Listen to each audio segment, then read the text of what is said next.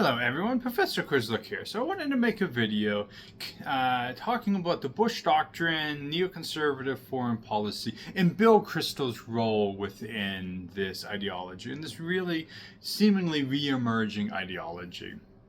So maybe we haven't heard about or talked about the Bush Doctrine in a while. It's kind of taken a back seat since George W. Bush hasn't been president in quite some time. So we might not think about the Bush Doctrine much, but we probably have all heard of Bill Kristol. He's pretty prominent still. Maybe some of his early ideology that he had in the 90s and then the early 2000s seemingly passed by, but they're making a comeback. Bill Kristol's still quite a commentator. He's on the Bulwark. So a lot of people that maybe forgot some of his his previous foreign policy perspectives have kind of been reintroduced to them as the conflict in Iran has emerged, and Bill Kristol goes on the Bulwark and talks about this neoconservative foreign policy. And if you look at the comments section of the Bulwark, that's kind of a surprise to some of his viewers, to some of the viewers of the Bulwark. You see some pushback against Bill Kristol and neoconservative foreign policy. So we'll talk about all of that in this video. So let's kick off with just some overview of what we're going to talk about. The Bush Doctrine, neoconservative foreign policy. What does it stand for? It championed preventive war, regime change, really a moralistic version of American foreign policy. So maybe this took kind of a back seat during the Biden administration. Maybe this even took a back seat during the first Trump administration. But here in the second Trump administration, these ideas, preventative war, regime change, are kind of front and center in Trump's foreign policy. And we know that's kind of creating some contention in Trump's Republican Party, in the inner circles of the Republican Party, is this a party now, the Republican Party, that still believes in these adventurous foreign policies, or is it more make America great again, America first, stay at home? So we know within the Republican Party and in the Democratic Party there are these fights and these debates and this contention, but at its what the Trump team is doing seems to be following on a path of this neoconservative foreign policy, at least regarding Iran. So we know there were strikes in Iran to try to decapitate their nuclear weapons program. Some, like some of the more hawkish folks, that are either in the regime or either in the government of the Trump administration or close by, talking heads on the news, say that the Trump administration should go even further, that they should conduct regime change. Trump hasn't came out and said that. He has seemingly walked that back, but this idea of preventative war, preventative strikes to make sure Iran doesn't get a nuclear weapons program harkens back to this idea that Bill Kristol was writing about in the 90s and early 2000s about stopping, when we think about it in the Iraq War context, stopping terrorists, stopping the war from coming to the U.S. shores. So if you grew up in the early 2000s, if you were paying attention to politics, then you would have heard discussions about, well, we have to do fighting over there so it doesn't come to the homeland. So really, the Bush Doctrine, neoconservative foreign policy, again, preventative war, regime change. Maybe Trump doesn't talk so much about regime change, but we certainly hear within the chattering class, when political pundits, we hear talk about regime change. And to really connect it with Bill Kristol, a moralistic vision of American power. So I recently went back and read The War Over Iraq, Saddam's Tyranny and America's Mission, which was Bill Kristol's book where he really laid out a justification of why the U.S. should go to war in Iraq. And throughout this book, it was relatively short. You can read it in 5 or 6 hours. He talked about how the U.S. has this moral vision of the world, and that the American way of life, the American ideology, the American way of governance can and should be spread around the world. So this very moralistic vision of American power. So although it's certainly making a comeback today, many believed that these ideas had died in the aftermath of Iraq and Afghanistan. We saw years and years and decades of conflict in Iraq and Afghanistan, and that really turned the American people away from foreign intervention. Again, this emergence of America first, this emergence of Make America Great Again, is oftentimes hostile to foreign engagements. We hear, spend money at home, spend money at home. We have to worry about America first. We've all encountered these discussions. So it seemed to many that these neoconservative, these ideas, the Bush Doctrine, kind of died out. But they have quietly endured, and they're certainly re-emerging now. Folks like John Bolton, Bill Kristol, are talking about these preventative wars, regime change. Now, if you listen to interviews of Bill Kristol from the early 2000s versus today, of course, he has evolved. His political views have evolved. His views on domestic and international relations have evolved. But these original ideas of neoconservative ideology for foreign affairs, kind of saying the same things. Again, sometimes to the chagrin of viewers of the Bulwark. I watched a couple Bulwark videos and then looked at the comments again, and people were kind of upset with the Bulwark and upset with Bill Kristol for saying these things. So this ideology, although it kind of went into the background since some of the troubles of Iraq and Afghanistan, this ideology has persevered, and it's again making its comeback today with the Iran conflict. So let's just think for a couple minutes. Okay, so what is the Bush Doctrine? Again, probably not something we hear about because it's been a while since Bush was president. But again, preventive war. Strike first to prevent future threats. With George W. Bush, this was Iraq's weapons of mass destruction. When George Bush was saying that the U.S. had to engage in Iraq because of Saddam's weapons of mass destruction.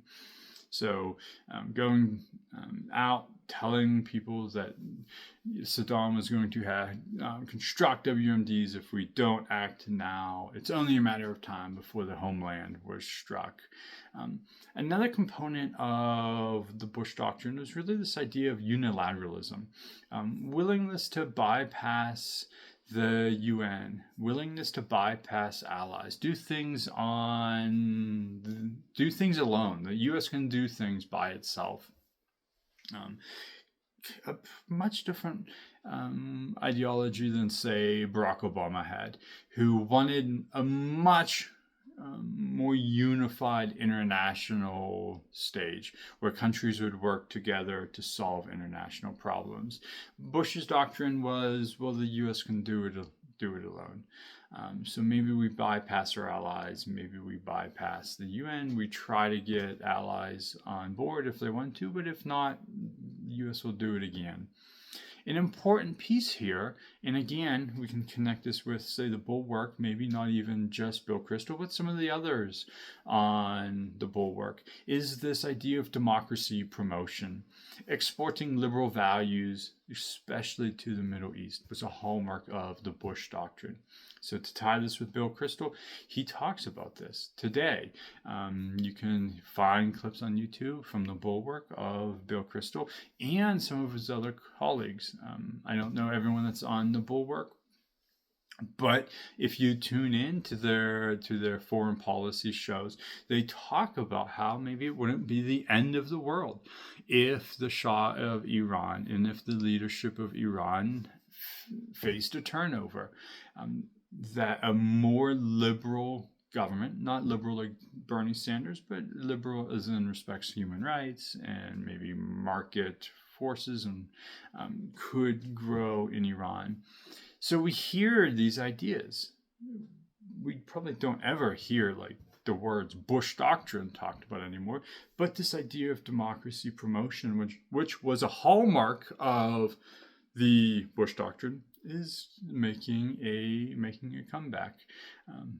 So these ideas really came to prominence in the early 2000s. They were codified in the 2002 National Security Strategy. Really became most ingrained in American foreign policy after the September 11th attacks, and then in the 2003 invasion of Iraq. So let's just think for a minute about Bill Kristol, because Bill Kristol definitely promotes this neoconservative ideology. Today, you can encounter it on the Bulwark, on other programs. He writes a newsletter. And I think, at least when I talk to some of my students who are more engaged in foreign policy, they at least have read about Bill Kristol. They've read about him in maybe class or on their own. But then they watch Bill Kristol today, and it's maybe if they're a little bit more critical of the current administration, they kind of like what Bill Kristol says on domestic issues, but then they encounter him with foreign policy, and some of my students are like, oh, I don't really like that side. So although he's a face today, and maybe they like him because he's critical of President Trump, they are a little bit more on the emerging MAGA or emerging spend more money at home wing of the Republican Party. So Bill Kristol himself really was this key intellectual force behind the Iraq War, advocating for a pretty muscular U.S. role in the world. Again, in his book, in his early 2000 book, he argued that America was this exceptional moral actor, that global leadership via force, not just markets. So the U.S. plays this big role in the world, and they should play a big role in the world because we have this moral, we are this moral actor. This belief that authoritarian regimes like Iran, like Iraq's, threaten both security and liberal order. So again, these ideas have been in the background, but they have come as a surprise to some people who maybe, if they're my students, who it's been a while, they read. Many of my students weren't born on September 11th, so they don't remember Bill Kristol that way. Maybe they like Bill Kristol because he's critical of the regime again, but they don't so much like this neoconservative foreign policy. Others, maybe my generation, your generation, they like Bill Kristol's domestic policies, but maybe not so much his foreign policy. So it's this interesting idea of this reemergence of neoconservative foreign policy. So when we think about how this connects to Iran, and the Trump administration strikes today. So we can ask ourselves, are these really echoes of 2003? So we know in June of this year, June 2025, the U.S. struck Iranian nuclear facilities, citing intel on weapons activity. The Trump administration's rhetoric kind of echoed the Bush-era justification. We can't afford to wait. Again, this idea of a preventive war. Well, we have to engage before Iran gets a nuclear weapon and threatens Israel, threatens the United States. So again, this is where maybe it came as a surprise to some viewers, some people that didn't know Bill Kristol as well, that Kristol and some other old guard neocons these ideas of the Bush Doctrine began to reemerge, praising the strikes and urging escalation. So in a different video, I talked about this battle within the Democratic Party and this fight within the Republican Party about intervention into the Middle East, about what the U.S.'s role in the world is. So Bill Kristol has many allies on the left right now, many allies in the Democratic Party, because again, he's critical of the Trump administration. But as he urged escalation, this surprised some people. So his rhetoric seemed to look pretty familiar. Preventive logic. Act now to prevent future catastrophe. The language of moral urgency made a return. Tyrants, dangerous regime, defending the free world. Kristol uses his platform on the Bulwark to promote a new strategy towards Iran. And so when I make these videos, I try to take a neutral stance. I think as a college professor, sure, in my writing, in my research, it takes an angle. You kind of have to. That's where the evidence takes you. But in these videos, I tried to stay neutral because I just want to talk to my viewers about happenings in the world. So I'm not saying that the Bush Doctrine is good or the Bush Doctrine is bad, or neoconservative foreign policy is good or bad. And I've seen from my comments, I don't get many comments, but some of the comments I've received, it seemed to bother some viewers that I don't take a more hardline stance. I don't give oh, this is right or that is wrong. And the reason I do that is because I just want to talk to viewers about trying to connect the world around us to the political science literature. And so here we can think about neoconservative foreign policy.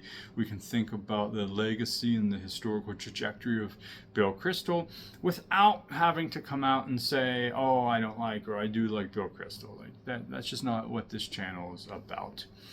So let's just think about Kristol today and this really neoconservative revival. So in the Bulwark, it's quite a home to anti-Trump conservatives.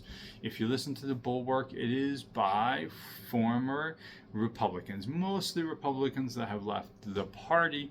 They maybe became never-Trumpers or they just left the Republican Party. But it is home to anti-Trump conservatives. The Bulwark program itself focuses on defending liberal democracy. This at times deals with Ukraine, and oftentimes deals with opposing authoritarian regimes. Kind of aligns, several toasts, like I said earlier in the video, aligns with hawks, but kind of on maybe the left of the political divide. So what we see here is the more hawkish foreign policy has at times shifted maybe a little bit further to the left. Much of the Republican foreign policy is, at least in words, is now dominated by isolationists and America First nationalists. So Bill Kristol's brand of intervention seems to be a little bit more now on the left. So just an interesting way that American foreign policy has shifted over the past several decades. We've seen within the GOP an internal split where there are Trump-aligned populists who push again for isolationism, anti-globalism in economic matters, as well as anti-engagement with the world. There are also, of course, still old-school hawks like Haley, like Tom Cotton, who support intervention. They are definitely at least seemingly outnumbered. Now, there's a debate that if Trump says, okay, we're going to escalate with Iran, would the party get on board? Like, we don't know. It might seem like they would. It might seem like they would push back.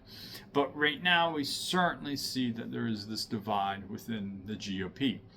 So we see that, but we also see a divide on the Democratic Party side, where the more progressive wing of the party favors restraint, maybe diplomacy, certainly cutting defense budgets, whereas the liberal internationalists support intervention to protect liberal values. And these oftentimes are seemingly increasingly echoing neocon logic, that there's a place in the world for American foreign policy. So on this channel, I've brought up Ben Rhodes before. That's kind of where he's coming from, where he talks about protecting liberal values. And I heard an interview, interestingly, on The Bulwark, where Ben Rhodes was being interviewed. And the interviewer was talking about how some of Bill Kristol's ideology seemed to connect with Ben Rhodes. Now, they are very different personalities, but the interviewer is saying that this idea of liberal internationalists and the old neocons are seemingly kind of coming together. So, okay, so if we think about, is the Bush Doctrine back? Neoconservatism never really disappeared. It adapted. It might not have been front and center in the in the first Trump administration. And it might not have been front and center during the Biden administration. But though the neocons, those that espouse the Bush Doctrine, still work in foreign policy. And they still have some sway. The Bulwark is one of the fastest, if not the fastest growing podcasts. So we see that these ideas never really disappeared. They adapted. Today, many in the foreign policy circles and this foreign policy consensus still have many Bush-era ideas. And they came front and center. If you would have been watching CNN or Fox News as the Trump administration was striking Iran, many of these Bush-era neoconservatives came out and were talking about how Trump should have went further, or at least congratulating Trump for making the strikes he did. So John Bolton was saying it should be further. Bill Kristol was at least saying, okay, Donald Trump made the right move here. So although Bill Kristol is no longer in the GOP mainstream, his ideas are influencing now the center-left foreign policy establishment. But again, as I've said several times in this video, he does face pushback. Many of these neoconservatives face pushback. You read the comments on YouTube and people are frustrated. So okay, so I know kind of a longer video than I usually like to make, because people usually don't make it to the end, because I don't use really interesting graphics. I don't have that capability yet. I hope as my channel slowly grows, I'll be able to dedicate a little bit more time to the visual impact, the visual view of it. So I just wanted to make the video talking about the Bush Doctrine, neoconservative foreign policy, and of course Bill Kristol. I watched a couple Bill Kristol interviews and I thought it was really interesting, the YouTube comments about people seemingly surprised by Kristol's views. Okay, well, if you made it to the end, hit like, hit subscribe. Thank you.